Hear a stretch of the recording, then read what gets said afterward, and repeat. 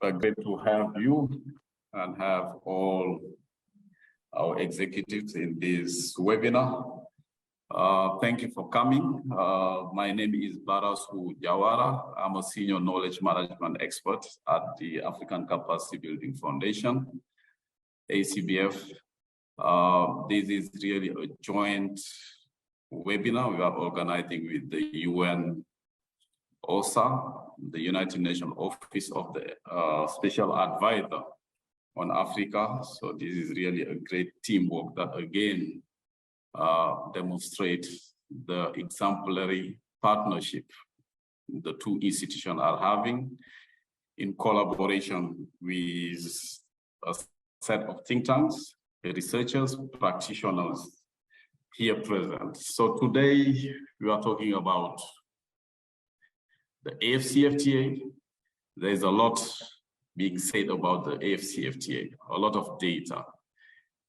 54 countries, billions in terms of opportunities, different actors. Key to those actors are actually the private sector. So today, we really want to go into the detail on what really are the opportunity present or being offered by the AfCFTA. So to help actually go into the details of such a topic, we have a very exciting program that we are starting with an opening kind of ceremony. For that, without wasting much time, let me invite Her Excellency Ambassador Fatima Kiari Mohammed, who is the permanent observer of the African Union to the United Nations, to give us opening remarks. Your Excellency, you have the floor, and welcome. Thank you. Thank you so much. It's a pleasure for me to join you this morning. And I would like to start by sincerely thanking the Office of UNOSA, Special Advisor on Africa, my dear sister USG Christina Duarte, the African Continental Free Trade Area Secretariat, and of course ACBF for organizing this webinar on such an important theme, and of course the African Union theme of the year. Ladies and gentlemen, as you're aware, the AfCFTA is not only Africa's largest trade protocol in the world, it also represents the true identity of Africa, a region of possibilities and enormous potential. And it is also the path, as we say, of the Africa we want and the Africa that the world needs. So CFTA is an opportunity of our lifetime, but it cannot be delivered without us acting with determination and a sense of urgency. And there is clearly a lot of work to be done, but I believe it is a reality that we can achieve. And in looking at today's main objective of the webinar, to provide a platform of exchange of views on ways and means to fully harness the potentials of the CFTA and to support inclusive socio-economic development on the continent through enhancing economic participation of women and youth.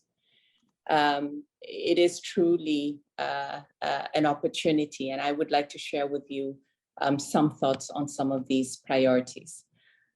First of all, in terms of our continent and our population, we have the largest youth demographic, which represents a strong workforce. Our steady population growth means we have a vibrant consumer market, and the CFTA is a game changer for Africa that can boost intra-African trade, leading to growth of our economies and the creation of new job opportunities for our young people. It'll also enhance our productive capacity to compete in the global market, providing us with access to larger markets and reducing our dependence on foreign aid. Secondly, it's an opportunity for investment particularly in infrastructure, both hard and soft infrastructure. And when we talk about infrastructure, it's not only the roads, as I said, hard infrastructure, but cross-border payment platforms, for example, enhancing our telecommunication networks, our internet access, basically physical and digital infrastructure, which is a backbone for continental trade. And infrastructure should be our top priority in terms of looking at development and development financing. Thirdly, in terms of strengthening cooperation and enforcing some of our existing interregional cooperation protocols. I was looking at some statistics, and I know there are a lot of experts in the room today, but if we're talking about less than 20% of experts within Africa and an average of 80% with the rest of the world, clearly there is something wrong. So we need to look at how to increase efficiency, and our national and sub-regional trade policies must be aligned with the CFTA to ensure that we're promoting inter-African trade. And this will, of course, boost local industries, create jobs, and reduce import costs. Now, to meet the needs of the continent's consumer goods and service sectors, we must also equip our youth workforce with the relevant knowledge and skills. So we must invest, obviously, in education, but also skills-oriented training and the kind of skills we need to develop and grow. And CFTA's successful implementation could result in the creation of over 14 million jobs across the continent if we focus on ensuring that our youth have the skills that are needed. Another point I'd like to make is in terms of manufacturing and e-commerce, which will be key for many of our industries and also provide many opportunities. Digital technologies have permeated our daily lives and are altering the nature of work. And Africa's workforce, particularly its youth and women, should be well prepared to seize these opportunities, and the time to invest in them is now. By focusing on women and youth, we will not only eliminate gender disparities, but also generational disparities. And the benefits of the CFTA will not be realized unless women and youth participate fully. Women entrepreneurs face numerous challenges, particularly in the informal sector, particularly where cross-border trade is concerned. And in short, the success of the CFTA is dependent on the well-being of both our women and our young entrepreneurs.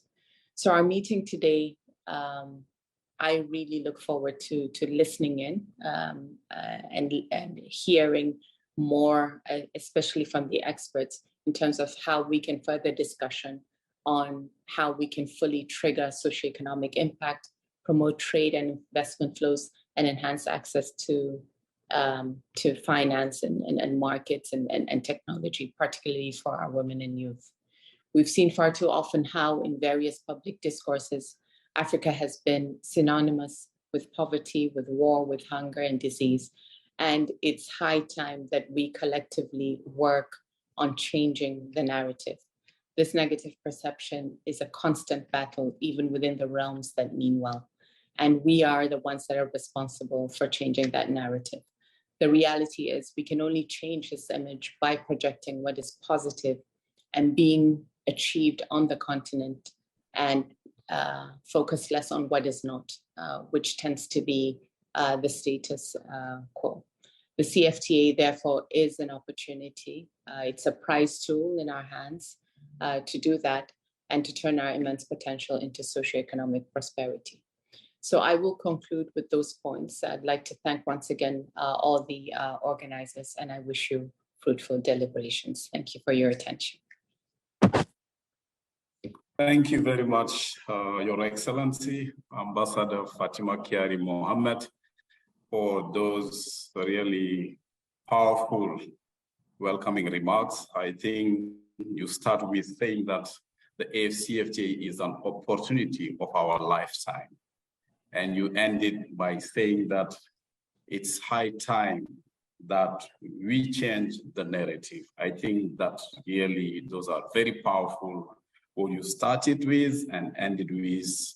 I would like to thank you for those opening remarks.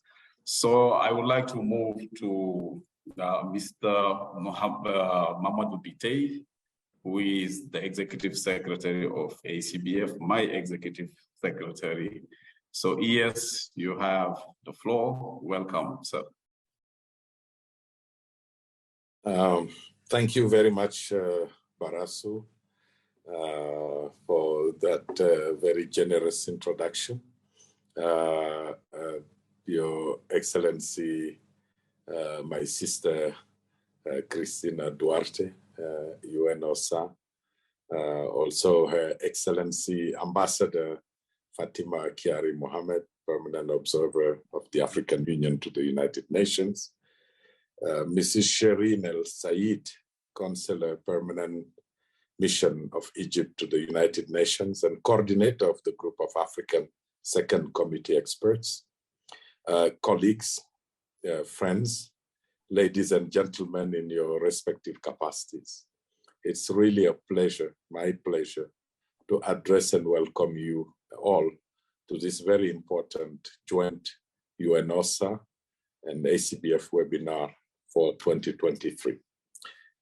Let me take the opportunity to celebrate the partnership between ACBF and UNOSA, and also the think tanks that we are working with. Last year's milestones went to the academic conference under the theme of Africa's fiscal space, fragility and conflict. ACBF and OSA think tanks network really convened that. And there was another webinar series throughout 2022. So today's webinar and those ones can be really seen in a framework of a longer term and intensified partnership between ACBF and UNOSA.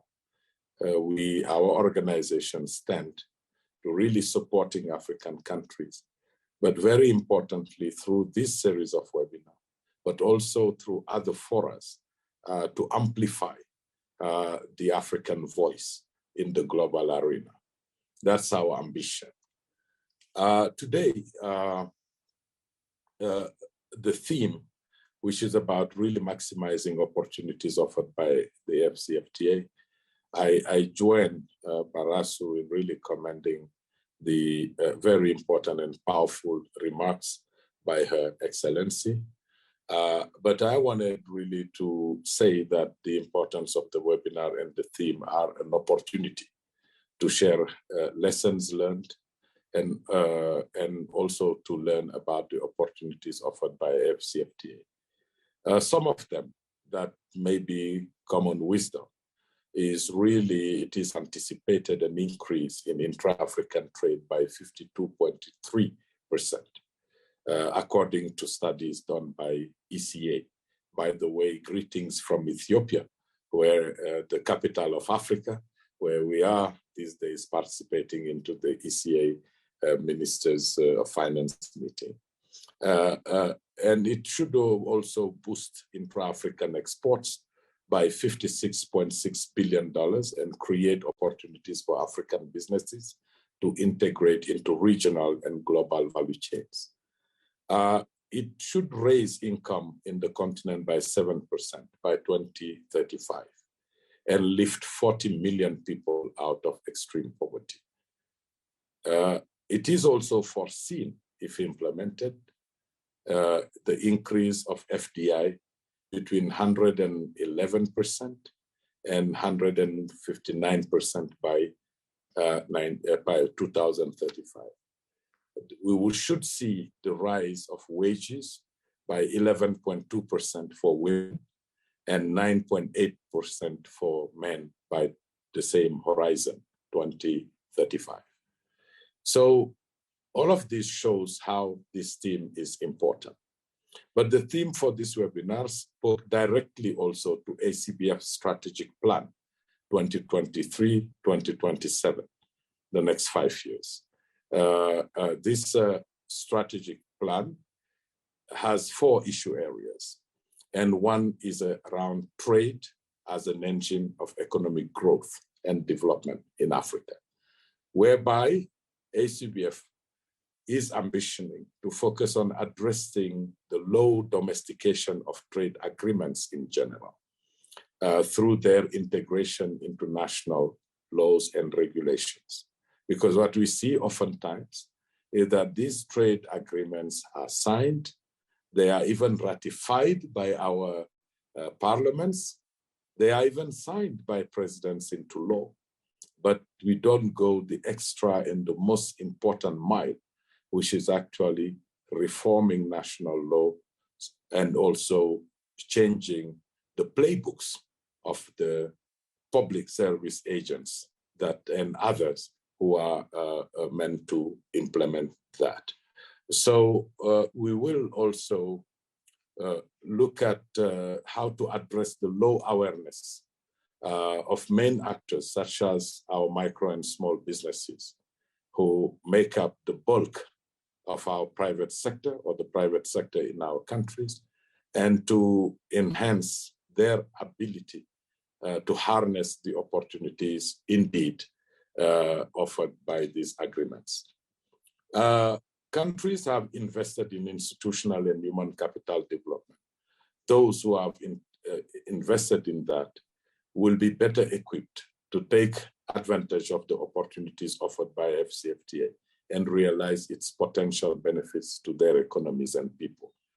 This is why we need strong institutions to strengthen institutional framework such as customs and trade procedures, intellectual property rights, competition policy, and dispute settlement mechanisms. This will ensure that the rules of the AfCFTA are adhered to by all member states. Second, we need technical and vocational training, which is essential to developing a workforce that is equipped with the skills needed to work in specific industries such as manufacturing, construction, and agriculture, to name a few. This provides the citizens with the skills needed to take advantage of the new opportunities created by the single market. Entrepreneurship training is equally important for developing a culture of innovation and entrepreneurship that can drive economic growth and job creation. This provides aspiring and existing entrepreneurs with the knowledge and skills needed to start and grow successful businesses. Digital literacy is critical for participating in the digital economy, which is an important aspect of the AfCFTA. By the way, a study issued by the World Economic Forum last year, or rather in 2021, point out that 70% of wealth to be created in the next decade will come from digital platforms. Mm-hmm. So the Africa's share should be secured through this.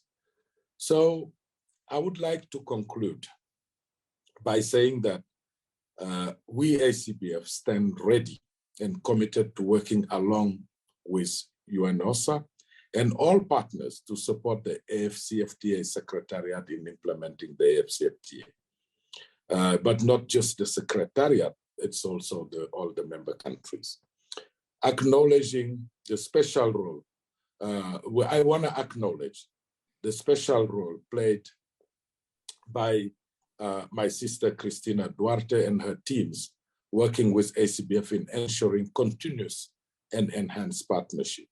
I do look forward to strengthening the collaboration between OSA and ACBF so we can together with partners support countries and key actors to take advantage of the opportunities offered by AfCFTA. I thank you for your attention. Thank you very much. Thank you very much. Yes, I really appreciate it. I think you put a lot of emphasis on the role of partnership. Again, that goes to the African proverb that says, if you want to go far, go together. So really appreciate, but also making the emphasis on your sentence that say that countries that invest in human and institutional capacity will better take advantage of the AfCFTA. So I think that is a good guidance to countries. Please invest in human and institutional capacity. Thank you very much, yes, for those opening remarks. I would like to move to our next section of this program, which is to invite USG, Cristina Duarte, Undersecretary General and Special Advisor on Africa, UN OSA, to actually really help set the stage before we go into the gist of the program. USG, you are welcome and you have the floor. Thank you. Good morning, Barasu, good morning. Yes, indeed, my dear brother Mamadou, we are building an outstanding partnership.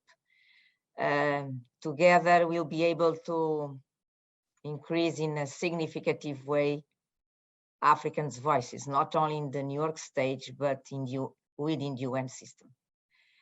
Excellencies, dear colleagues of Protocols Observe, at the outset, I wish to thank the African Capacity Building Foundation, the African Continental Free Trade Area Secretariat, the NCAFU Policy Institute, and the South African Institute of International Affairs for collaborating with us in organizing today's event. I also wish to thank my dear sister, Ambassador Fatima, for joining us in this webinar, which represents one step forward in our common strategy to bring African voices to the New York stage. As everybody has said, today's webinar is very timely, given the progress African countries have made in operationalizing the Continental Free Trade Agreement. So the theme of this webinar is aligned with the decision of the African Union, the 23 theme of the year. Basically, the theme is a strong call to accelerate the free trade area implementation. In this regard, I'm pleased that this webinar will provide a platform for representatives of all stakeholders, member states, international regional organizations, civil society, think tanks, and the private sector to discuss and exchange views on ways and means of promoting the great potential of Continental Free Trade Area. Because our challenge is to transform the potential in reality. This is our challenge. Today's event is part of OSA's role as a knowledge broker. This is a role that is underpinned by the 4 pillars that anchor OSA's work, namely 1, foresight thinking, 2, strategic planning, 3, strong data management, and 4, targeted and impactful communication. Furthermore, by providing a platform at the global level for African institutions and think tanks to amplify Africans' voices and perspectives on development issues, this event ultimately contributes to our shared objective of creating a new narrative about Africa, but above all, from Africa. Excellencies, ladies and gentlemen, so the effective implementation of our Continental Free Trade Area, as everybody already mentioned, will bring transformational impact across the economic and social sectors and contribute to strengthen Africans' economy resilience against external shocks. What we are talking about? We are talking about a single market of 1.3 billion and the GDP of $3.4 trillion.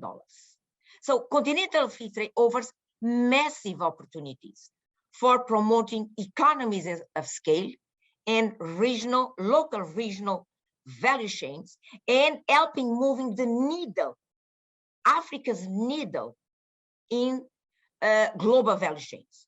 thus creating what we need, the right environment for industrialization. We need to create 18,000 jobs on an annual basis. And we have been enabled to do that. So the single market will replace 50, 60 small markets and will eliminate many barriers. And I would like to underscore something that the Secretariat of the Continental Free Trade has been repeating. Eliminating barriers, tariff, but non-tariff. And in some situations, the non-tariff are much, much bigger than the tariff. And these are the invisible ones that we need to make a very detailed work to try to identify them. Because once we cancel them, the potential is huge. Continental Free Trade Area, once implemented, will generate 450 billion, from 450 billion to 571 billion in terms of value. This is amazing. This is amazing. When I see these numbers in this case, in a couple of years' time, and I look today, the struggle that Africa has been facing from a financing for development, for me, it's clear that we need to accelerate. This is the reason the theme of the year is so timely. We need to accelerate the Continental Free Trade Area's implementation to unlock Africa's potential of producing cash flows. At the end of the day, financing needs predictable cash flows. And of course, we all know that its implementation will also address the 50 million people that are in extreme poverty. So, however, to achieve the transformational socioeconomic impact of the Continental Free Trade Area, to leverage this important tool to boost socioeconomic development, it is imperative to expand opportunities for the women and youth. And this is not only semantics. From a macroeconomic standpoint, if women and youth are not at the center of some of the critical policies to build the Continental Free Trade Area, we might be in a position to miss the picture. In other words, the Continental Free Trade Area cannot be implemented without inclusion. Not only because it's morally correct, not only because from a human rights standpoint is the correct thing to do, but if you do not factor in inclusion when rolling out the Continental Free Trade Area, its macroeconomic potential will be off. So without a strong political will for income distribution, and I would like to stress this, to roll out the Continental Free Trade Area and to generate the $600 billion in add value, income distribution is not an option, is a must. And we all know that women-owned business were the most affected during COVID-19. We're still struggling with millions of girls that have been pushed out of the education system during COVID-19 and have been completely unable to come back. And I could go on with examples that calls for a strong focus on income distribution when rolling out, let's say, the Continental Free Trade Area. So, target policies underpinned, as my dear brother Mamadou mentioned, target policies underpinned by enhanced investment in human capital and skills development is crucial for harnessing the demographic dividend. One of my teams in OSA has been in the past 1 year and a half analyzing STEM in Africa. STEM, science, technology, engineering, mathematics, education. STEM in Africa associated with intellectual property rights have become also two critical issues in assuring inclusion when rolling out the Continental Free Trade Area. So it will be, as I was saying, target policies underpinned by enhanced investment in human capital and skills development is crucial for harnessing the demographic dividend, but also maximizing domestic resource mobilization will be crucial to provide the required policy space to make the Continental Free Trade Area to serve above all Africa's interests and address Africa's priority, not others' interests and priorities. Because when Africa becomes a single market, a 1.3 billion market, is good for us, is good for Africa, is good for Africans, but is also good for third parties. And we need to pay attention that when we create the single market, in the process of doing so, we put up front Africa's priority and Africa's interests. This is the reason that it is important to address domestic resource mobilization as the tool to increase policy space by African policymakers. And by increasing policy space or increase policy space is crucial to allow higher levels of ownership over economic flows. So to ensure a strong income distribution when rolling out the Continental Free Trade Area requires, as I mentioned, target policies to women and youth, but a particular attention to small and medium-sized enterprises. SMEs are crucial drivers for economic activities in African economies. The numbers have been already said in this webinar. So we need to put SMEs in an upfront position when structuring, designing local and regional value chains, not at the sidewalk, but in the highway. They should be in the highway, not in the sidewalk, because the elasticity of SMEs are a great indicator, sometimes a proxy of the level of resilience of a certain economic fabric. Excellence, ladies and gentlemen, the decision of the AU Assembly as its ordinary session to include the protocol on human and youth in trade in the scope of the Continental Free Trade Area Agreement is critical to facilitating the participation of these important groups of our societies. I'm confident that our discussion today would help generate innovative ideas and concrete policy recommendations that can support maximizing the impact of the Continental Free Trade Area on promoting growth and sustainable development on the continent. And allow me to underscore a campaign, and I'm so happy that my dear sister Fatima mentioned in their remarks. Thank you, my dear Fatima. Last year, OSA launched 3 campaigns. And I would like to take the opportunity of this webinar to ask my dear colleagues, my dear brothers, my dear sisters in this webinar, please join OSA in these campaigns.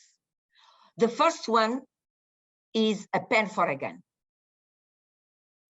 A pen for a gun is a campaign that we start more or less 1 year ago, addressed to increase stability in Africa, to promote peace and security. And within a pen for a gun campaign, we have been promoting homegrown school feeding as also a peace and security tool to help African states to be present in remote areas and help them regain the necessary legitimacy that have been almost leaving a fertile ground to non-state actors. The second campaign was Enough is Enough, is addressed to the fact that Africa is a dark continent. After 6 years, we'll still be a dark continent, even though We have all energy sources. And we launched a campaign, Enough is Enough. We have been a dark continent in the past 60 years, will not be a dark continent for the next 60 years. And the third campaign is the one that my dear sister mentioned. The Africa we want is the Africa the world needs. When our partners help us delivering our priorities, our developments, they are not making us a favor. We are building together the Africa that the world needs. We as African, we need, but also the world needs a different Africa. And I stop you, and I thank you very much, Barasu. Back to you. Thank you very much, USD. I think we are all clapping our hands. We could hear the passion with which you are speaking.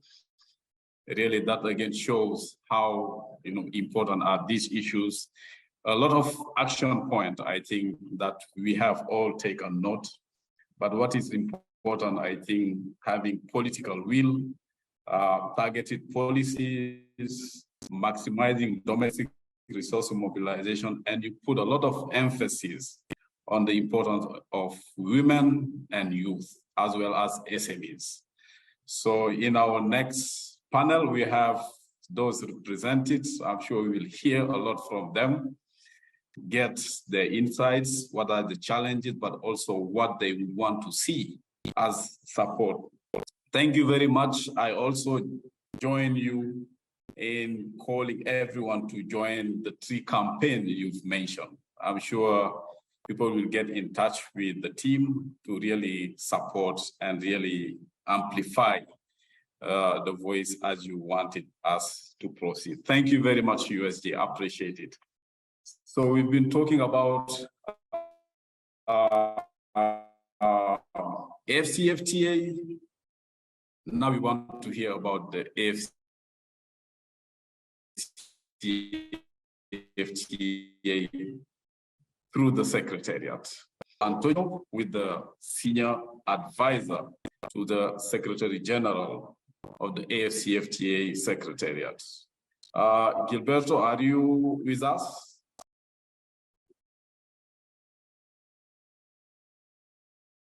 Okay, great.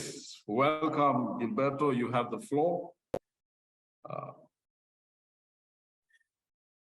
Yeah, thank you very much. All protocol observed. Let me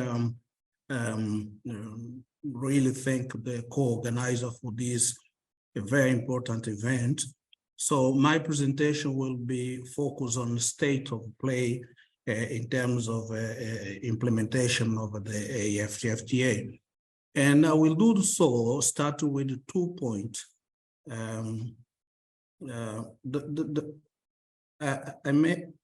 Starting with 2 points. The first one is about the potential of the African market. So it's a large market, not only in terms of a potential consumer, 1.3 billion people, but also in terms of a geographic area. If you compare with the US, Africa is 3 times larger. If you compare with China, it's 3 times bigger than China. And if you compare with India, that has the same population, African is 10 times bigger. However, this large market is fragmented. We have more than 100 unique land borders, and when economic operators cross the border, you will find different trade rules and regulations and practice. Furthermore, we have at least almost half of African countries that have a population below 10 million people, what may be a challenge for some investment that need a size for economy of scale. And additional, we have the transport costs quite high and some procedures related with the import and export that are long and complex. The second point is about our export, about our trade. The first element is that our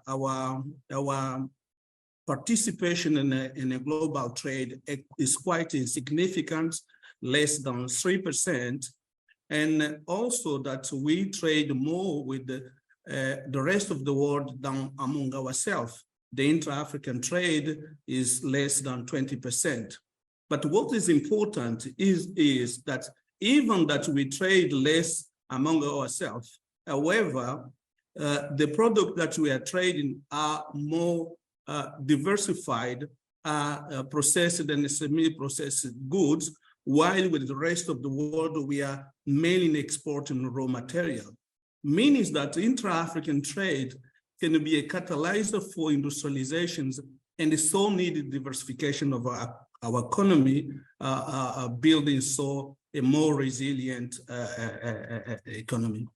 That is why the heads of state decided to create a single market, African market. So it is the largest free trade area since the creation of the World Trade Organization, either in terms of the numbers of the participants or in terms of a geographic area. So the key tools that is being used is the elimination of the tariffs, and as the USG mentions, of a non-tariff barrier in terms of trade in goods. When it comes to trade in a service, what we want is to open the market for a service provider of Africa. We have been also working on enhancing cooperation and customers in trade facilitations, and as well to have a harmonized framework when dealing with the investment, intellectual property, and competition. I'm here now in Angola. We are having a meeting on dispute settlement body.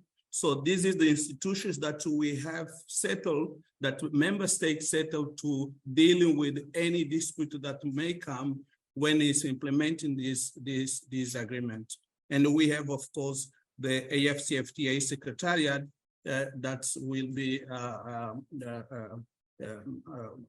an important part of the implementation and administration of the AfCFTA. So this is, as you may know, the AfCFTA was signed in 2018. It entered into force in 2019. So this is the objective of the African Free Trade Area, is to create a single market for goods and service, and also to make a crucial contributions in terms of movement of capital and natural person, as well as to facilitate investment, intra-African investment. Very important also for us is the industrial development, all these to allow us to attain a sustainable, inclusive socio-economic development, enhance our competitiveness. As you may also know, that this AfCFTA is a stage for establishment of a continental customer union. And of course, last but not least, it's dealing also with the overlapping of a membership. So in terms of where we are, so all the African Union member states have signed the agreement. The only exception is the state of Eritrea.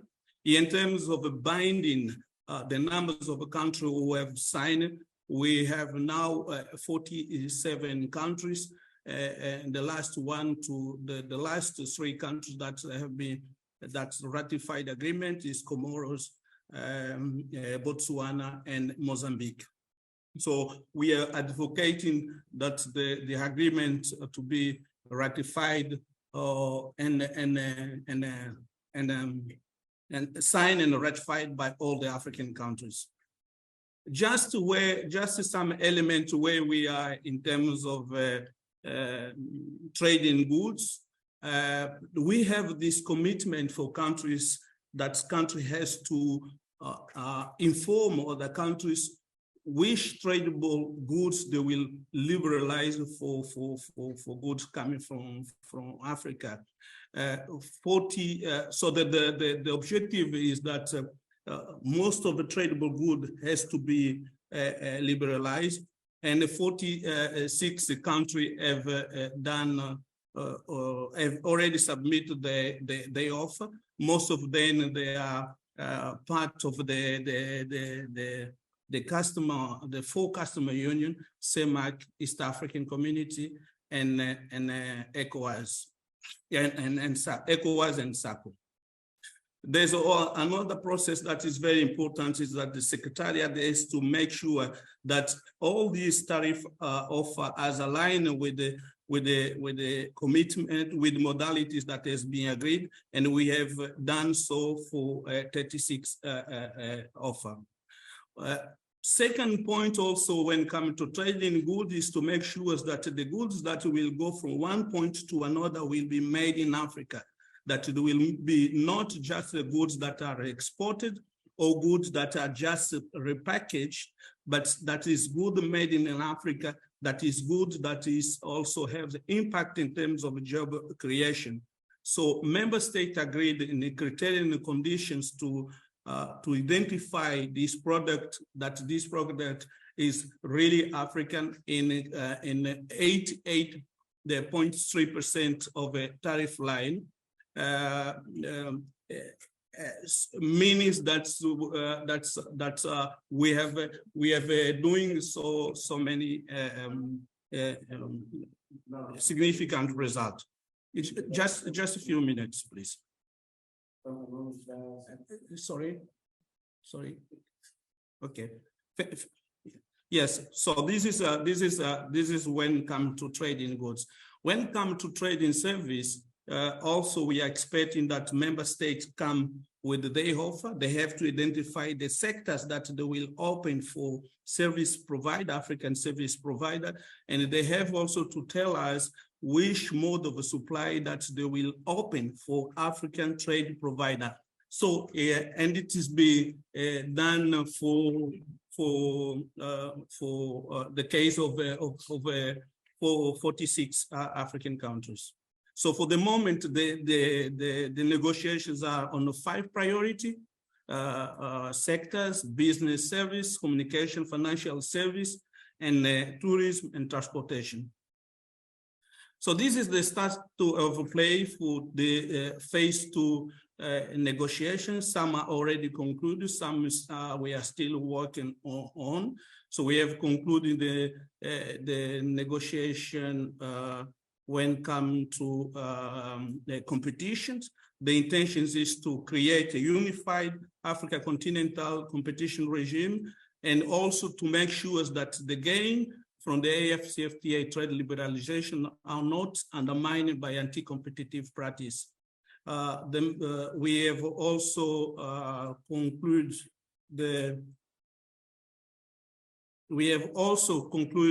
the negotiations on intellectual property to harmonize and to have harmonized rules and principles. And also very important is to support the public health needs, to make sure that when there's a pandemic, we respect the IPR, but this respect should not mind the very important issues related with the public health.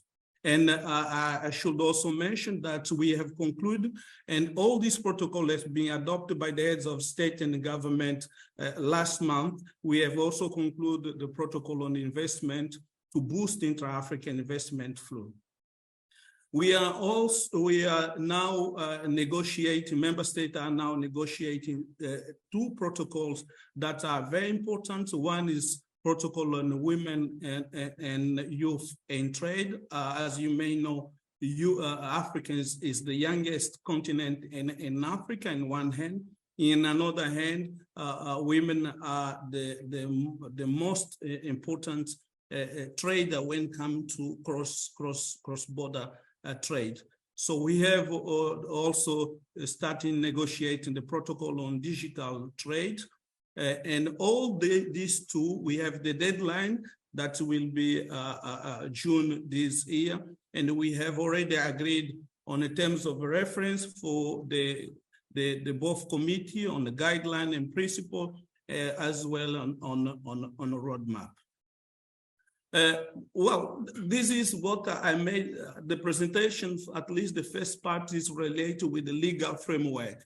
And we know that it's not enough to make sure that the AfCFTA be successful, and to make sure also that the AfCFTA be inclusive. We have launched the Adjustment Facility Fund. This fund is to respond to the challenge that some countries may have. By liberalizing, they may have some challenge in terms of the revenue. So we have created this fund to support the countries, to support areas where, because of liberalizations, countries may have a challenge with. Also very important is the Pan-African payment and settlement system. As you may know, we have 42 currencies, and for economic operator, when you are trading a neighboring country, for example, from Ghana to Togo, you will pay in cedis. Your cedis will be converted in euro or dollar, and your bank in Ghana will make a transfer to the bank in Togo, and after this euro and dollar will be converted in franc CFA. And most of the time, we may even use the correspondence bank that are not in Africa, by using SWIFT, for example, regime. All these cost for Africa $5 billion USD every year. By using this platform, all the African currency will be convertible, and these $5 billion can be invested in a very important area. We have received for the African Union Head of State and Government the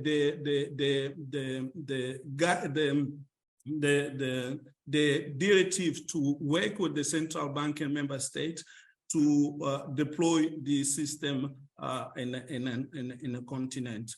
Also very important is that we want the private sectors to be to have opportunity to share their product, and also to engage with other partners. So every 2 years we organize the Intra-African Trade Fair. Last edition was in Durban, and this one will be in Cote d'Ivoire in November. This is just some example that we are also engaged on create a global partnership in resource mobilizations. We have Equity Bank that we have signed a $6 billion fund for sectors like food and agriculture, trade and investment. We have also a partnership with Africa Bank and the World Food Program for $2 million that we want to be used by 2025, and it will be used for development of a small order agriculture and for facilitation of an intra-regional agriculture trade initiative. So at the end, one of the very important questions that private sector has been asking, where we are in terms of trade. Can I now start in trade? So we decided to launch the guided trade initiative. This initiative is to identify countries who are ready to work with them, with the export promotion agency or other entities, to identify small and medium enterprises who are ready to export. And we will work to another countries to identify small and medium enterprises who want to export, and we match and we follow, we monitoring to make sure that the product that will arrive coming from one side to another will benefit the preferential treatment. Tea is going from Kenya to Ghana, coffee from Ghana from Rwanda to Ghana, and ceramic tiles from Ghana to Cameroon.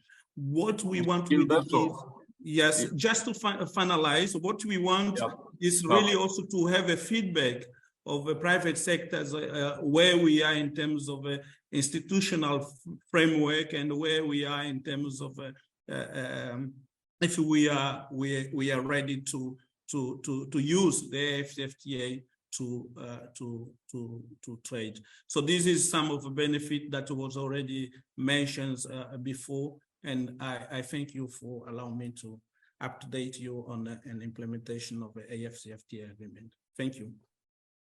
Oh, wonderful, Gilberto. Thank you so much, really, for that brief but yet very concise presentation. I think key stakeholders in this panel should be happy seeing different protocols, especially around women and youth, that are really being taken into account. The digital trade, but also on competitiveness and on IPR, which really are area where African countries have been failing really to do something. Really appreciate the presentation, Gilberto. I think with your permission, we would like to move to the panel. I think we have 30 minutes left. Then our hello, yeah, our panelists, once we are done with our panelists, we can take questions and probably contributions, very brief, from the different participants. For the panel, we have really very distinguished experts, practitioners, starting with Prof. Robert Nanchuan, who is the director of the Kafu Policy Institute based in Cameroon, who is also a member of the OSA ACBF think tank network. We have Mr. Joseph Matola, who is an associate economist with the Economic Diplomacy Program of SAIA, based in South Africa. We also have Ms. Sherin El Said, who is the Counselor, Permanent Mission of Egypt to the UN and coordinator of the Group of African Second Committee Experts. We also have Ms. Madvi Mutu, who is the founder and CEO of TIAB Products Limited. We also have Ms. Amandla Wadzigaire, who is the gender focal person, Zimbabwe Youth Champions for Agenda 2063. I think you can really agree with me that this is a very diverse and a great team. So let me start with Prof. Nanchuan, who is the director of Kafu, which is a very dynamic think tank based in Cameroon. AfCFTA, you know, you've been doing a lot. So what is really what you've been doing? Tell us as a think tank. And what really do you see as a very important recommendation coming from your work so that we can take action? Prof, you have the floor. Thank you, Vasu. Wish to pay tribute to the excellencies that intervened before me, and a special hello to the Executive Secretary of the ACBF, whom I'm seeing for the first time. I'm very happy to say hello to him. Now, coming back to the real issue of the CFTA, we've said a lot about the benefits of the CFTA. The benefits are what are expected. However, allow me to bring us back to upstream to the setting up of the CFTA. I'm really fascinated by the pace at which this agreement has progressed. And let me take you back to this important study that was conducted by ACBF in, I think, years back, 2015. The report was titled A Digest of OAU, AU Treaties, Conventions, and Agreements from 1963 to 2014. And the report showed it clearly that by August 2033, about 42 treaties had been signed by the OAU or the AU, but only 25 had been ratified. This is less than 60% over 51 years. On average, this will mean 1 every 2 years. Now, when it comes to the CFTA, it went extremely fast. I know that African leaders are usually blamed for the so-called lack of political will.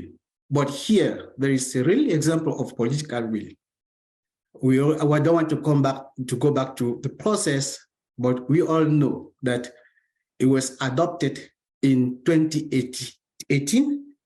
1 year later, it entered into force. And this is just wonderful, wonderful. So what do we do? What did we find on the ground? Because you are just now taking me to what the Carrefour Policy Institute does. And of course, because of time, I will go straight to some of the projects that we've been implementing. We are currently implementing various projects thanks to financial support of donors, among which Atlas Network, Templeton Foundation, Rising Tide Foundation, Open Society Foundation, and we hope, since the ACBF ES is here with us, we hope that we have the opportunity to partner, and this came also with ACBF on implementing these projects. Significant ones of these projects are women's economic rights in Cameroon, economic prosperity for women and youth, women's rights, accountability, security, and integrated governance in the ECAS region. And there is another one that I will leave to Dr. Denis Foretia the privilege to disclose. So my purpose is not to simply list the project that the Carrefour Policy Institute is currently implementing, is rather to highlight the role based on our experience that a think tank can play in implementing or accelerating the implementation of the CFTA. We have conducted various studies on free trade between Cameroon and Nigeria. Findings of these studies provided actionable policy recommendation. I will refer you to those studies on our website. At the Carrefour Policy Institute, we acknowledge that think tanks or independent policy research institutions are critical in promoting open governance accountability, the role of law, and respect for basic human rights. There are essential components of an open society and serve to ensure every citizen has a voice. Unfortunately, what we notice is that some think tanks, especially those from the ECAS region, remain weak. So to see major progress in the ECAS region, what we need is to raise voices of think tanks. And this is what we are doing through our project, titled Women's Rights, Accountability, Security, and Integrated Governance in the ECAS region.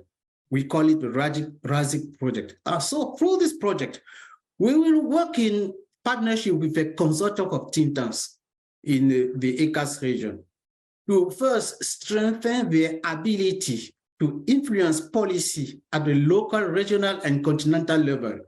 Second, to enhance the leadership capacity of think tank researchers, especially women researchers, leaders, and capacity development to produce high quality research and advocacy.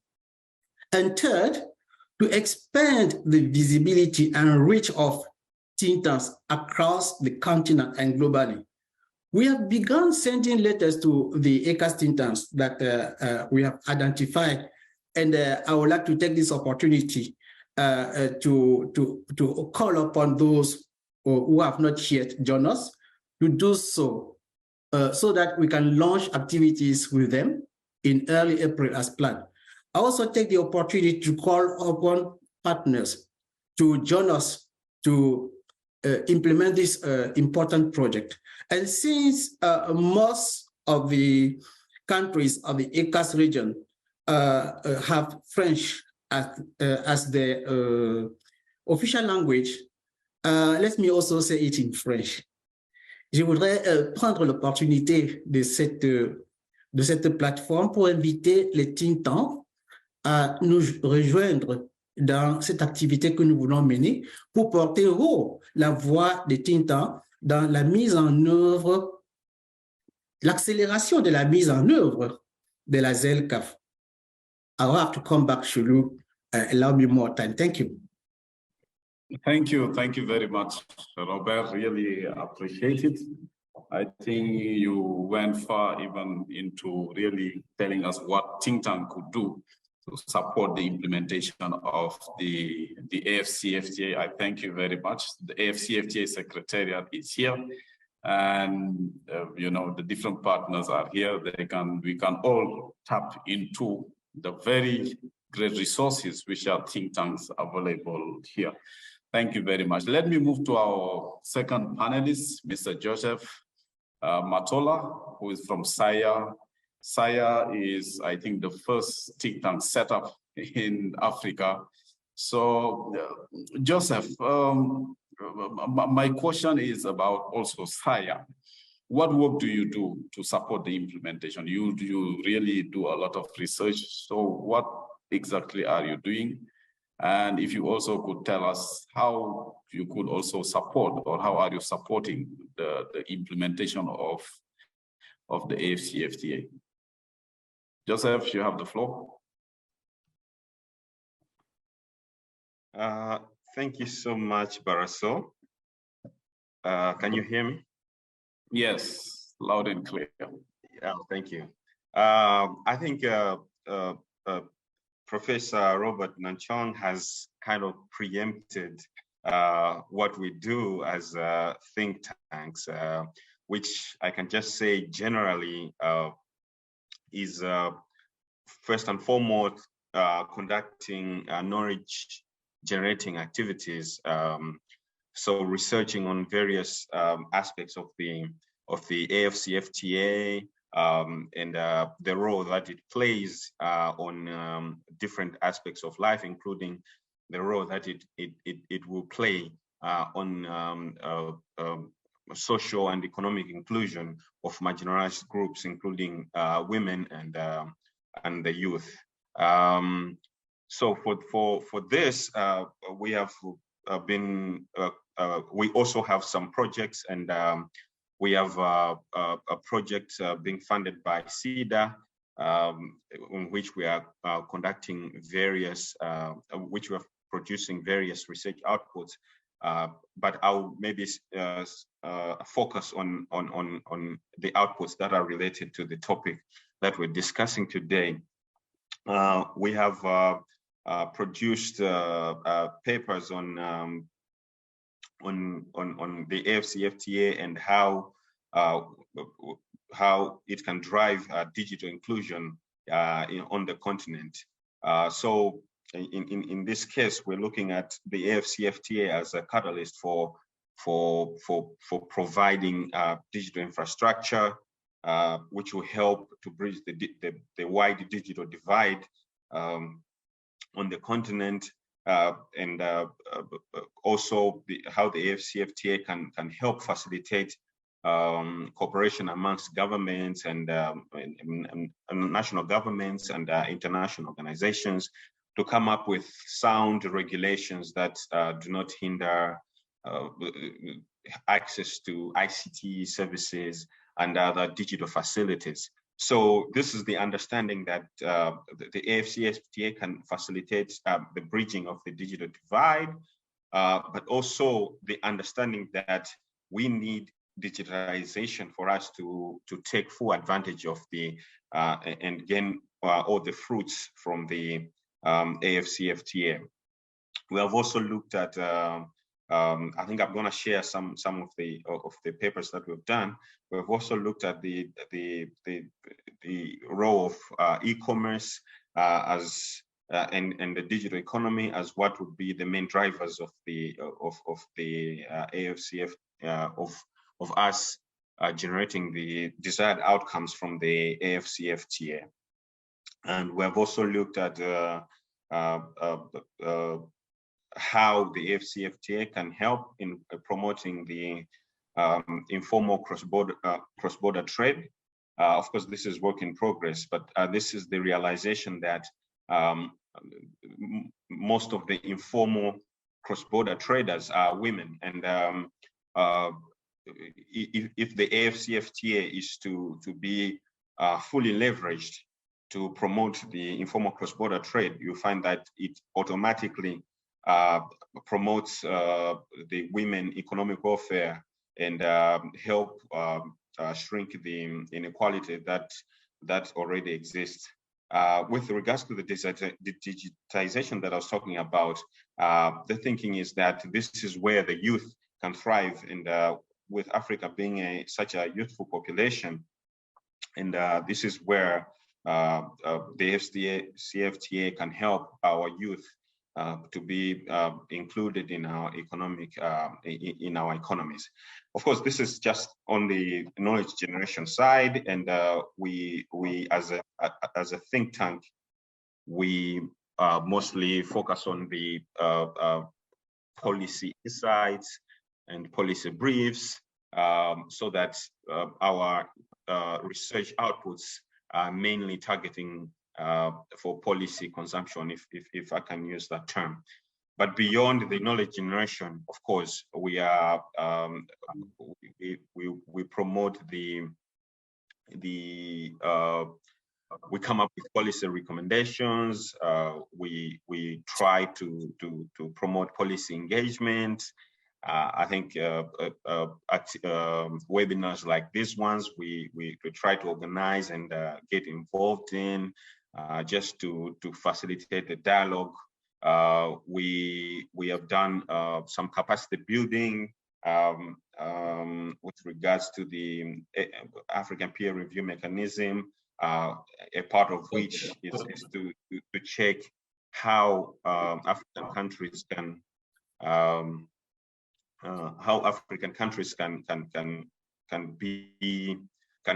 put each other in check to make sure that we are implementing the agreements, whether be it on trade, other aspects of the economy, and so on and so forth. Yes, we have also, yes. Yeah, I think those are important points. Let me come back to you on the actions, especially. Before that, let me, if you allow me, just to move to the next panelist. Okay, sure. Who is Sherin, who is the Council and Permanent Mission of Egypt to the UN and coordinator of the Group of African Second Committee Expert. Sherin, are you there? Yes, I'm here. Yes, if you could briefly tell us what is the group of the Second African, the Group of African Second Committee Expert doing towards supporting the implementation of this very important AfCFTA? I know you are based there. You have a very dynamic group. If you could just briefly, in 2 minutes maximum, please. Okay. Thank you very much, Mr. Moderator, and good morning and good afternoon, and all protocol observed. First of all, I want to thank you for giving me the chance to share some ideas and reflections on this very important topic. So here we do consider that advancing the operationalization of the AfCFTA connected to almost every topic and process in the second committee in some way or another. Through our different discussions in this committee, tackling economic and financial issues delegations representing developing countries, including African delegations. And we have a very active African group in New York and the second committee. So delegations do their best to put the priorities of the African continent front and center in the different resolutions and processes. We consider that to advance our work in the AfCFTA, we need to boost national, regional, and international action in so many interrelated areas. Our discussions here in New York focus on the national and international dimensions, while the regional framework is, of course, tackled much more in Addis Ababa.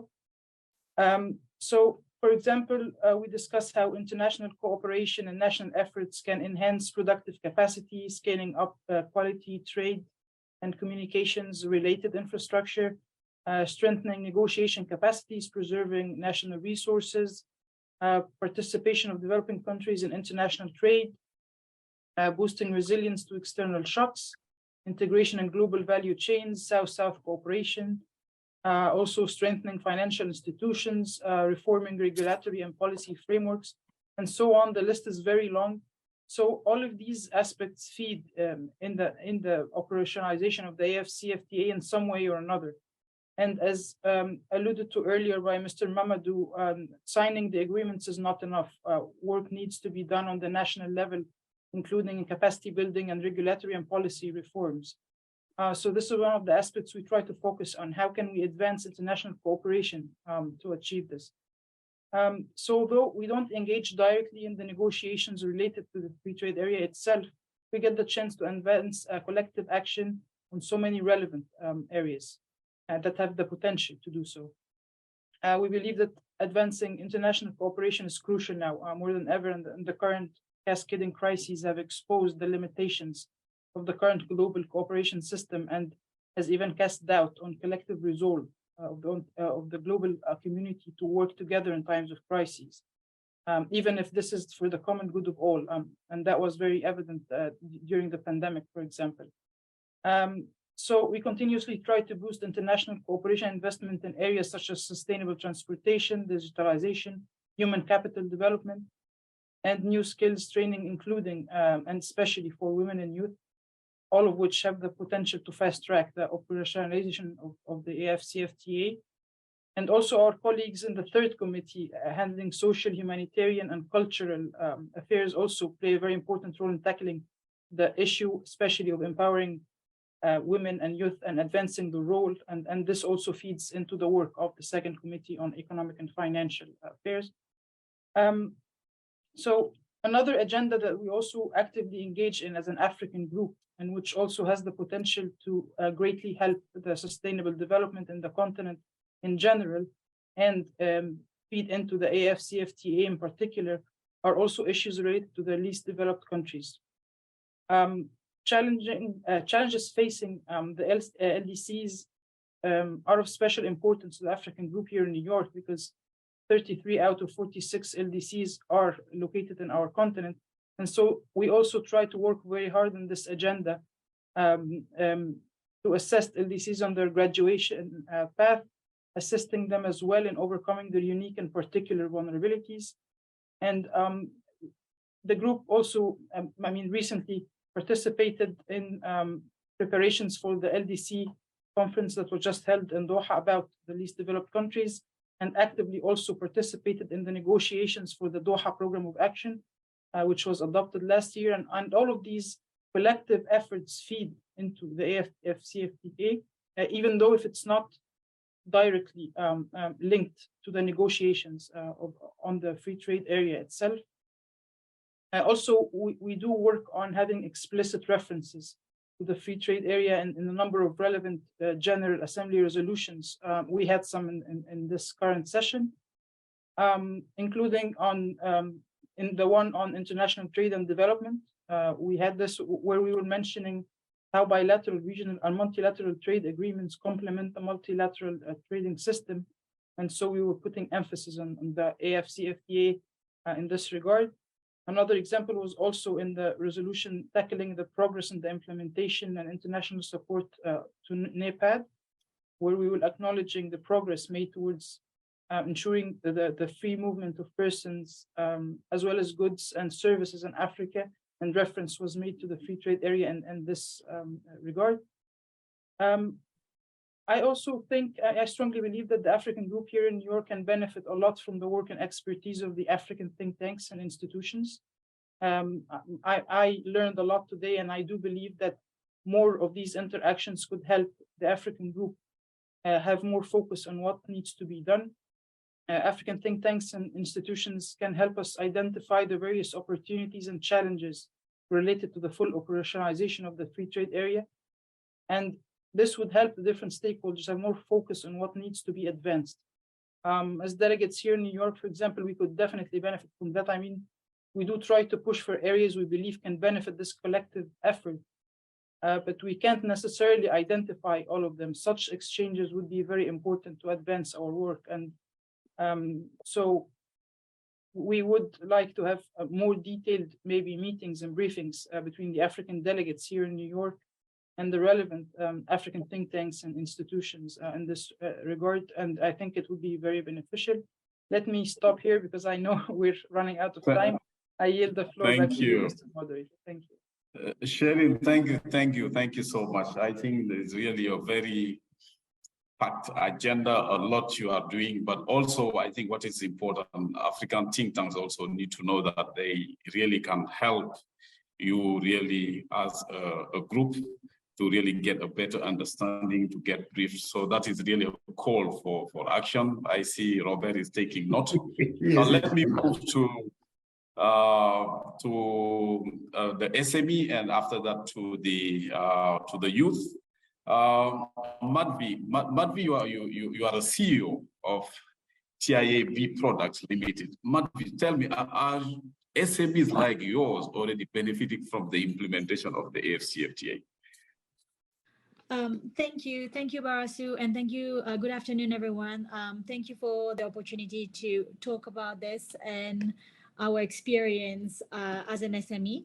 So just to give you some background information on our company, we are a company specialized in the commercialization of bee products sourced exclusively from African countries. We trade with the EU, the UK, and within Africa. We're fairly small. So within Africa, we trade mainly between Tanzania and Kenya, and between Kenya and Mauritius. So to be honest, like if you have the right documents, like the movement of goods from A to B usually goes pretty smoothly. However, I'm not sure at which point I can, it's the AfCFTA that took over, or it's the prior trade agreements under EAC or COMESA that's actually facilitating that movement of goods. We, as a beneficiary, we are not told about, when the changes come along. A lot of that is not communicated to us very clearly. We do, however, want to do more. We've been trying to do more, but we face many challenges on the ground, all of them non-tariffs. The first biggest challenge is getting the right documentation to move goods across borders. So, depending on your products, you will require either getting an import or export permit. And with our business, we trade with honey and beeswax, which are animal products. This means that we need to ensure that we meet basic standards for cross-border trade. And in practice, that means having veterinary services, be involved in getting inspections done, making sure we have the right storage facilities. So all of these steps require not just applications, but a lot of red tape. There is a significant amount of rent-seeking behavior by public officials. They delay processes, they sit on application, they create barriers to doing businesses with the hope of getting money from us. In some countries, getting my import permit took 3 years. I'm currently working on another export permit. We put in the application 8 months ago. We're still waiting. So, and this is a recurrent issue that we face. The second challenge that we face on the ground is the logistic, tackling logistics and transportation. Here, I'll focus more on ocean freight because I do a lot of trade between Kenya and Mauritius.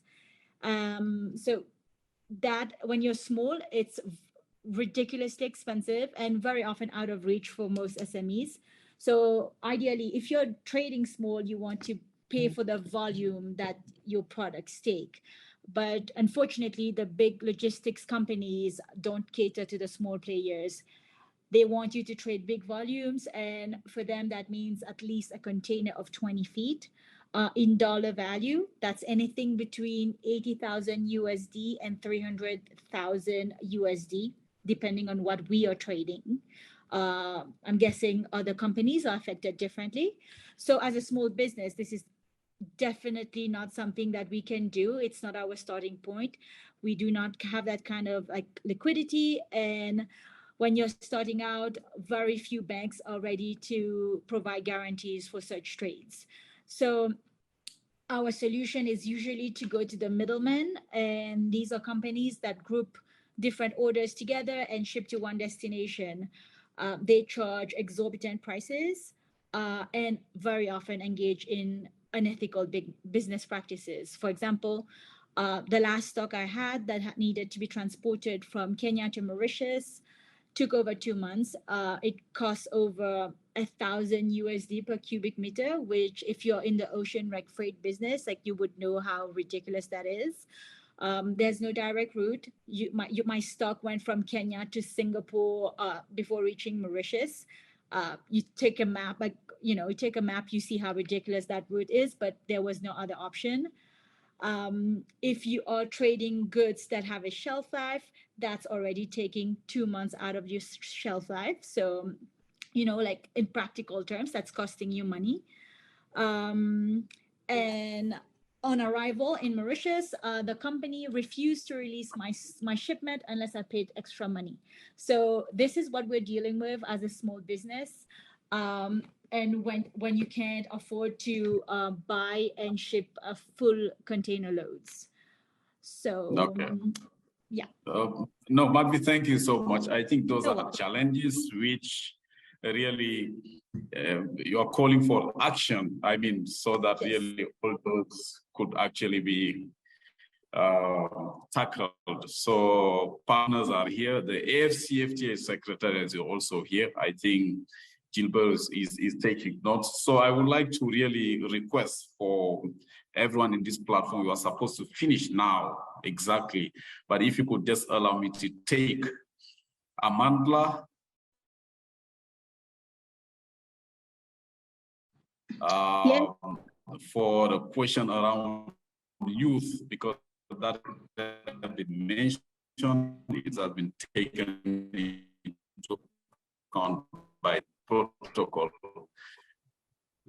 Are you there? Yes, I'm here.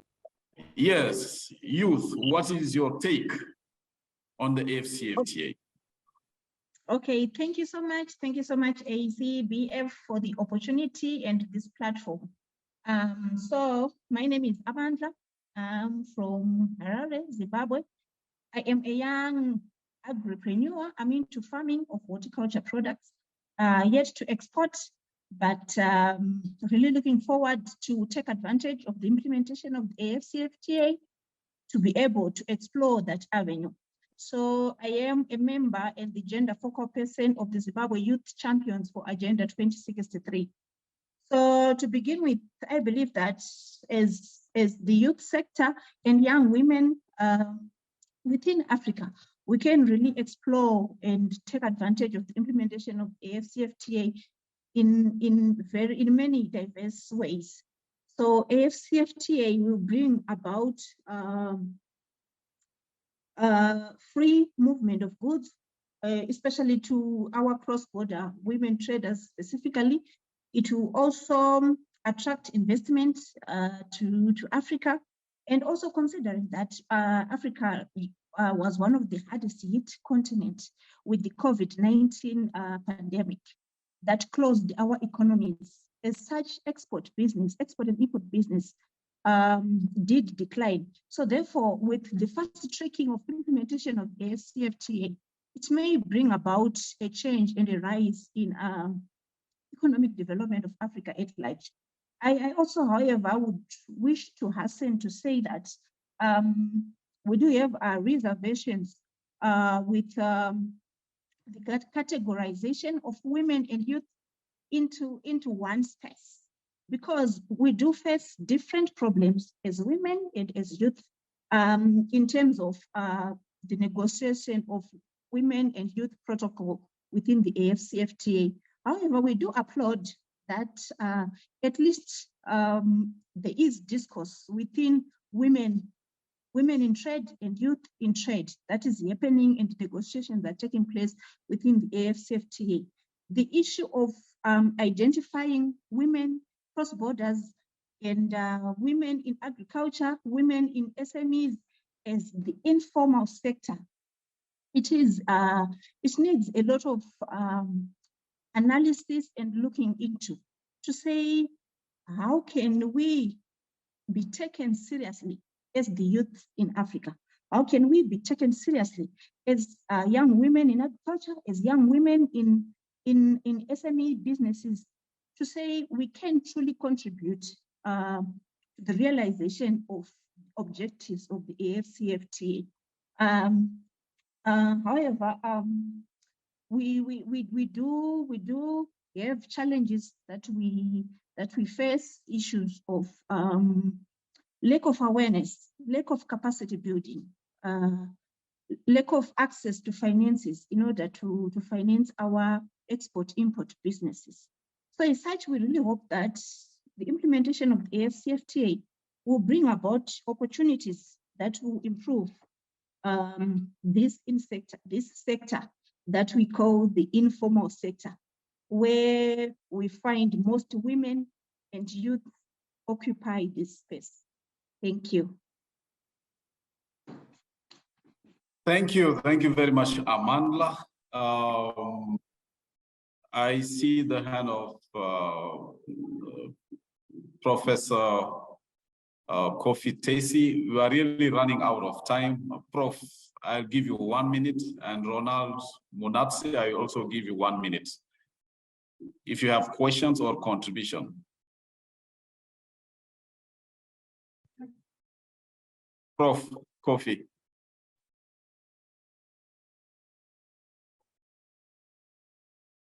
Prof Kofi, you are muted if you are speaking. Okay, okay. First of all, let me thank you very much for inviting me to this platform. All the protocol observed. I just want to share with you quickly that I've been involved, our center has been involved, I think in 2000, at the end of 2021, on a continental assessment that was made by FAO on the continent, and to look at all these constraints, opportunity, in relation to trade, and the idea is to engage. Most of the time, most of the time, the landlocked countries and the small island countries are usually forgotten. They have a specific challenges in terms of trade. So they have looked at that, look at the existing trade policy regulation instruments, and look at also the agricultural trade performance and constraint opportunities, priorities, area for policy action and investment and recommendation. So FAO has done that, and that exists now. Probably you might mind to link with that. If you want any information on that, I can link you to the person responsible for that. So I think these are some of the things that we should start. And there are issues there. The action has been also there as a part of FAO regional recommendation, the conference. So I'm going to just sharing with you some information in that respect. So thank you. Thank you very much. much, Prof. If there is a link to that, so you could also share in the platform. Yes, Ronald? I don't know how to do that, but I cannot connect. I'm sorry. I've been trying to send you, but it's not going through. I don't know why. We will follow the professor on this, dear Barasu, and we'll circulate it. Okay, I will send it to you. Okay. Yeah. Wonderful. Yes, Ronald, in 1 minute, please. Okay, thank you very much. And all protocols observed. Mine is a quick question and also a quick comment. My first question is directed to Antonio, I think from the AfCFTA Secretariat. He has talked about the protocols that they've finished developing, and I would like to find out if they've also developed a framework for reporting, monitoring, and evaluation of implementation of AfCFTA, because this is one of also the main challenges why there is limited domestication and implementation at country level. And then another quick comment, I am from the Zimbabwe Evidence-Informed Policy Network, and we believe in evidence-informed decision-making and evidence-informed policy. And I think it is critical to also identify in-country stakeholder needs and capacity gaps. It's good that some of the institutions represented here have started doing that.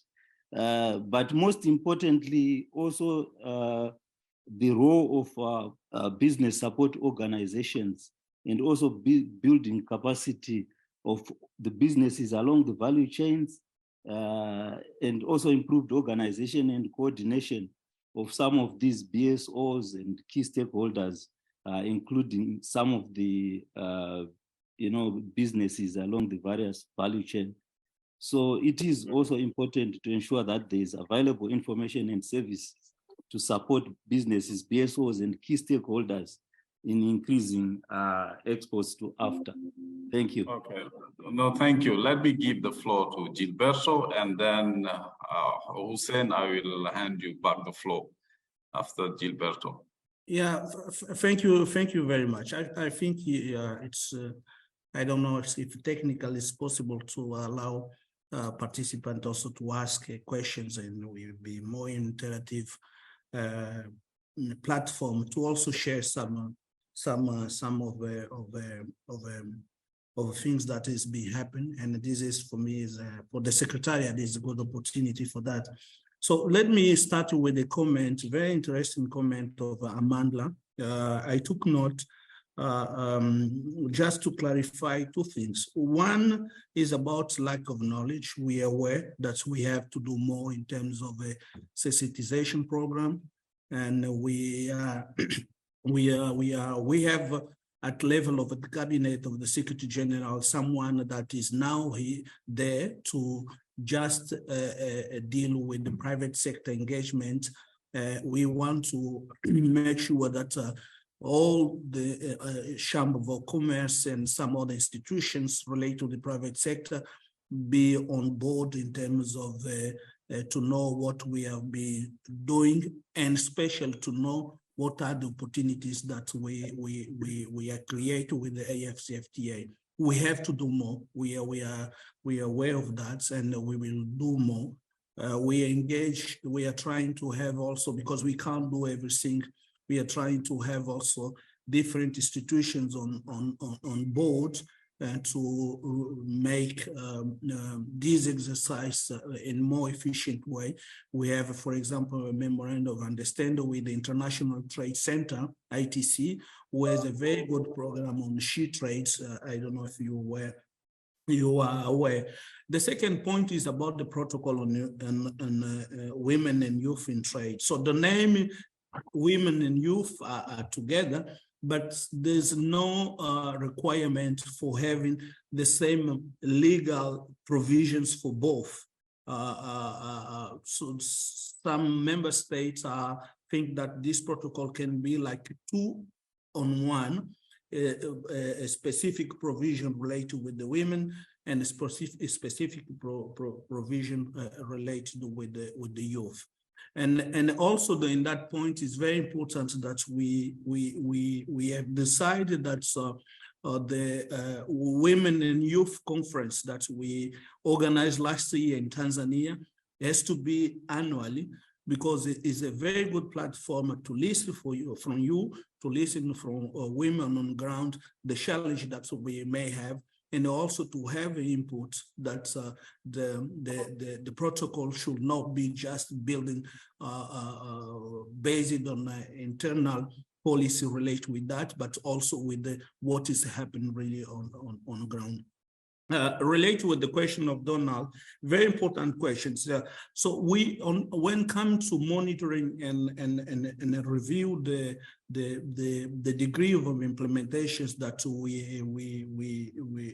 the member states are in terms of AfCFTA, we have signed a memorandum of understanding with the African peer review mechanism that will also include on the existing exercise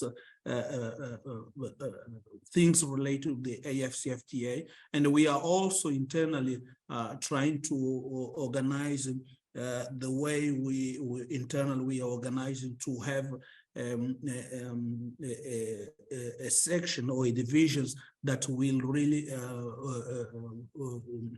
will review the state of implementation. But what we want to do is not like some other institutions do, pointing fingers. We want an exercise where we can identify the challenge, we can identify the degree of implementation, but there also we come with the solution. We come with even trying to find partners who can support these countries, because what we have, the perception that we have, it's not just a perception. We have been having the feedback for the heads of states and government from the private sector and from the different institutions. We want to succeed. So if there's any issues related with the implementation, it's not a question of a political willingness, it's questions of a challenge that we, with a member state, we can identify and we can help, not just pointing fingers saying that this member state is not implementing fully the AfCFTA. Joseph, really, thank you very much. I wish we really had more time to go into the detail, but remember, this is the very first webinar. Throughout the year, we should be able to come back. So let me thank our panelists, Robert, Joseph, Sherin, Madvi, and Amandla for the generosity in sharing the experiences. So I think the key point here is the AfCFTA has kicked off very nicely, because you know researchers are very strict. So when people like Robert say, "Oh, this is wonderful," then it means that we need to clap hand for the AfCFTA. However, those on the ground, like Madvi and the youth, they are saying, there are issues. So let's pay attention to those details. So it means that implementation needs to happen in the very practical manner. So that is the message we are sending. And now I think to really give the key messages, what will be the next, what we will do, I would like to call on Jose to really summarize and let us know what is next. Thank you very much. It was great having you. Thank you so much, panelists. Thank you.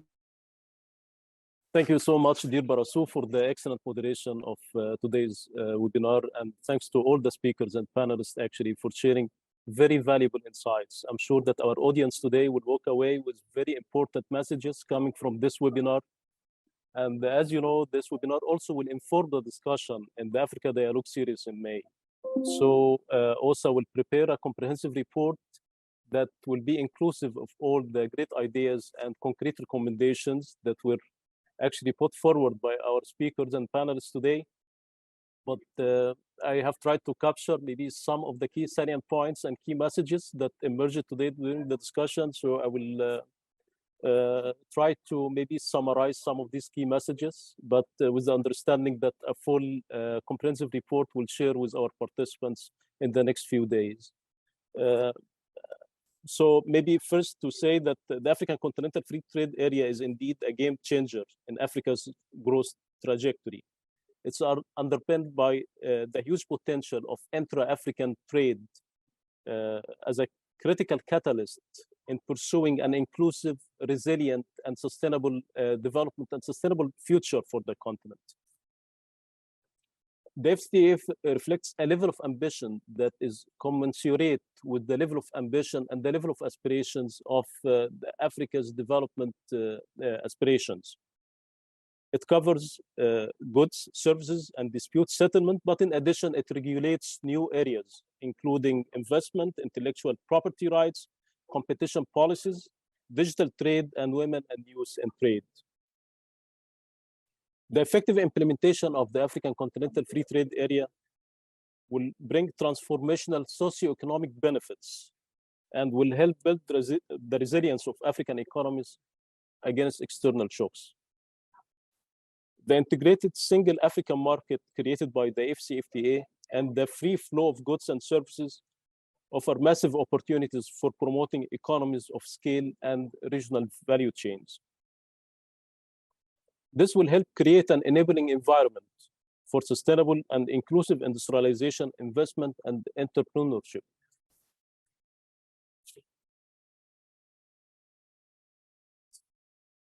Significant progress has already been made in the negotiations on the implementation of the AfCFTA agreement, as we have heard today from our brother Gilberto, including on the rules of origin and the schedules of concessions and commitments.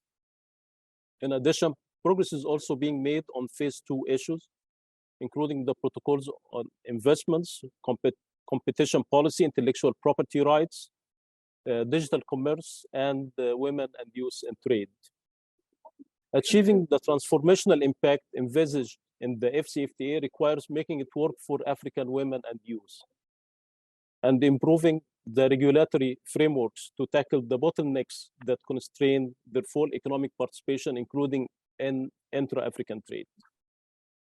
We have heard from our speakers and panelists today that women account for almost 70% of informal cross-border trading among African countries.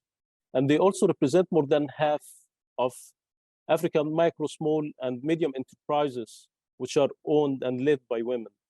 The AfCFTA is expected to contribute significantly to gender equality and women's economic participation.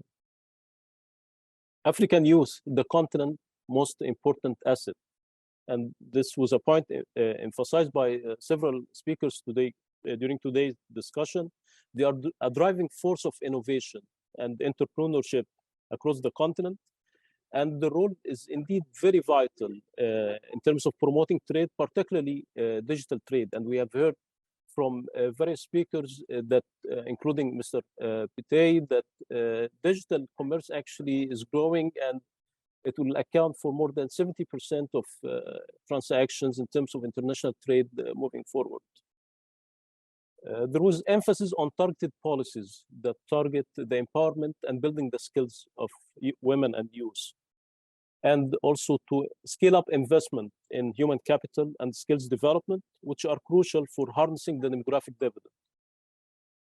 It's also critically important to invest in infrastructure development, and this was a point that was significantly emphasized by Ambassador Fatima Kayari. And there is also a need to strengthen African governments' human and institutional capacities to formulate and implement sound trade policies to ensure that trade policies support broadly shared economic growth. Speakers also emphasized the need to tackle the barriers to women's and youth economic participation and to accord due attention to job creation, promoting access to market, finance, and technology, and boosting the formalization of African economies. In addition, targeted public policies in the area of income redistribution. This is one of the key points that was also underscored by UG Duarte. that improving income distribution when rolling out the implementation of the AfCFTA is key to ensuring that the agreement is delivering for women and youth. The African business landscape is predominantly comprises small and medium enterprises, including those which are owned by women and youth. And we have heard several messages coming from our panelists, coming from Shireen, from Professor Robert, and from the South African Institute, and also from our representatives of the private sector and youth, the need to ensure the inclusion of these small and medium enterprises and tackle the challenges that impede their full participation and that prevent them from reaping and from harnessing the benefits of the AfCFTA. In this regard, it was emphasized that it's important to maximize the benefits of the AfCFTA for small and medium enterprises, and they need to think about policies for facilitating trade and streamlining procedures. Facilitating small and medium enterprises access to market, finance, and technology is critical to accelerating inclusive growth and sustainable development. And we need to provide liquidity and guarantees also to support our small and medium enterprises. Finally, it was emphasized by almost all speakers the need to ensure the successful conclusion of the negotiations on phase 2 issues, including the protocol on women and youth in trade within the framework of the implementation of the AfCFTA agreement. Thank you so much. Back to you, Barasu. Thank you so much to all our speakers and panelists for their very valuable insights and sharing their experiences. Thank you. Thank you very much, Hussein. I think we have come to the end of this webinar. We would like to thank everybody. We would have wished to give our executive the last word, but we understand the time because we've actually used more than almost 20 minutes beyond the time allocated. So more webinars are coming. So please be looking at our respective websites. We thank you again so much for coming and sharing your wisdom, your knowledge, and your experience. Thank you very much. Enjoy the rest of your day.